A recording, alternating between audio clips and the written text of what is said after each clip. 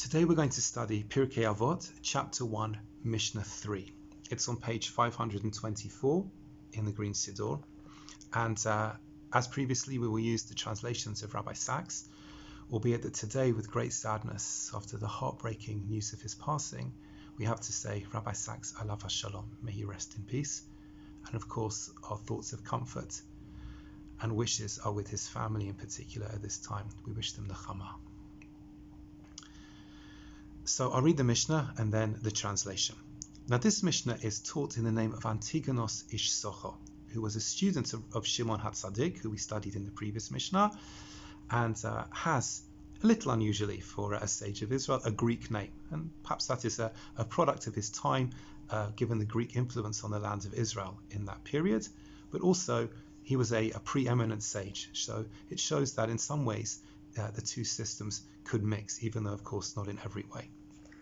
And this is what Antigonos Ish Socho said. Antigonos Ish Socho kibel mishimon HaTzadik. Antigonos of Socho received the Torah tradition from Shimon HaTzadik, from Simon the Just. Hu haya omer, he would often say, Al tiyu ka'avadim hamashamashim et harav al manat lekabel paras. Do not be like servants who serve their master on condition of receiving a reward. Ela hevu ka'avadim hamashamashim et harav shelo al manat lekabel paras. But instead be like servants who serve their master not on condition of receiving a reward. V'himorash shamayim alichem, and let the awe, the fear of heaven, be upon you. Now in this short Mishnah, Antigonos Ish Socho is teaching some absolute fundamentals of Judaism, on which an enormous amount has been written over the years. Who is the master? Who is the servants? And what is the reward? Let's try and define our terms as best we can. So the master is God.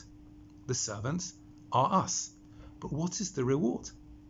Is the reward a reward performing mitzvot in this world? Or is it a reward which is in the world to come? Or is it a reward possibly even in both? What can that be? And here in this Mishnah, Antigonos Ish Socho, drawing on lessons from the earliest parts of the Bible, even parts of the Bible and parts of the Torah, which at the time of this recording we've been reading in recent weeks, like the stories of Avraham and Sarah in Lech Lecha, in Vayera and Chayei Sarah, these parts of the beginning of the Torah, stories like the Akedah, stories like Abraham and Sarah moving to the land of Israel at God's command.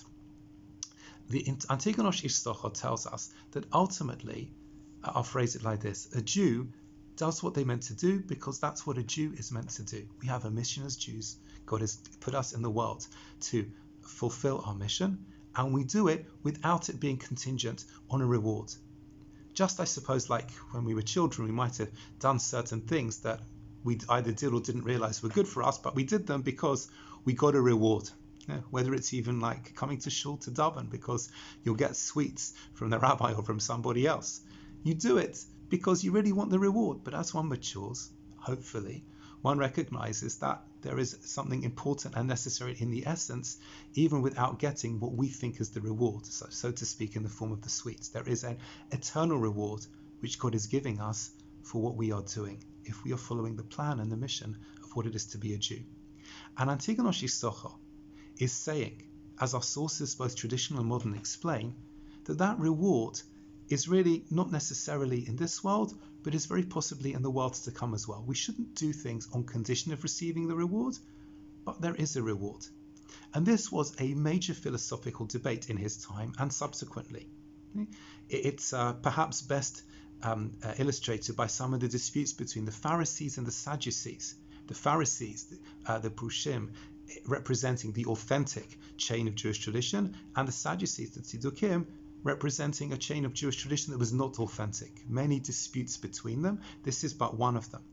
And even some of the students of Antigonos Ish Socho, people like Baitus, for instance, and Sadok, where the Tzedukim, the Sadducees, come from, in naming terms, did not really understand their teacher properly.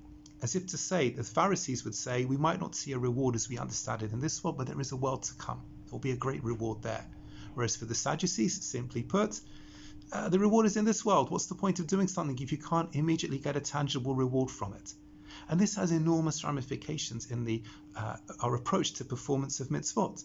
Do we just perform mitzvot because we want to see a reward from it, or we expect one, a tangible one, in a particular time? Or do we understand that that reward might be a longer lasting one? It might be one that might not come about immediately at this time. It might even be one for the world to come. And when one thinks about our history, thinks about all of our ancestors and all of the things they did to keep Jewish life going, sometimes in very, very difficult circumstances, perhaps this is one way of looking at how the Pharisee position is correct, as Antigonos Ish Socho teaches us. Because without all of the efforts of our ancestors, it's hard to imagine, obviously with God's help, how things could be as they are today. Did any of our ancestors, could they have imagined, going back some generations, that Jews today would have their own sovereign state in the land of Israel? And we, when doing so, giving that as an example, are standing on the shoulders of all those who came before us. Their reward is eternal in heaven, and we get to benefit from it on earth as well, even though they would have never seen this and had no idea that it could happen. So the perspective of doing mitzvot, living as a Jew for the right reasons, is a really important one, not simply because one will get a particular reward. And Antigonos Ish Socho finishes by saying, let the fear of heaven be upon you, let the awe and reverence of heaven be upon you. If you act like that, then you are hopefully in a much better position to be the religious personality you need to be, because you are constantly reminded of the mission that we have as Jews to make the world a better place through the commandments and the values of the Torah. And Antigonos Ish Socho, of course, is drawing on the examples of some of our earliest figures, people we've been reading about in the weekly Torah readings at the time of this recording. Abraham and Sarah, for instance, journeying at God's command from Haran to the land of Israel, to the land of Canaan, even not knowing where they were going or for what particular purpose, but they did it. The Akedah, the actions of Abraham and Isaac in the binding of Isaac, and so many other examples as well. So this Mishnah is not just of its time, like all Mishnayot, they're not just of their time, but this one has a particular resonance every day in the life of a Jew. And please God, we should learn its lessons and live its lessons, always doing what is right as a Jew to make the world a better place, with a sense of awe and reverence to heaven, and the reward will be, please God, everlasting.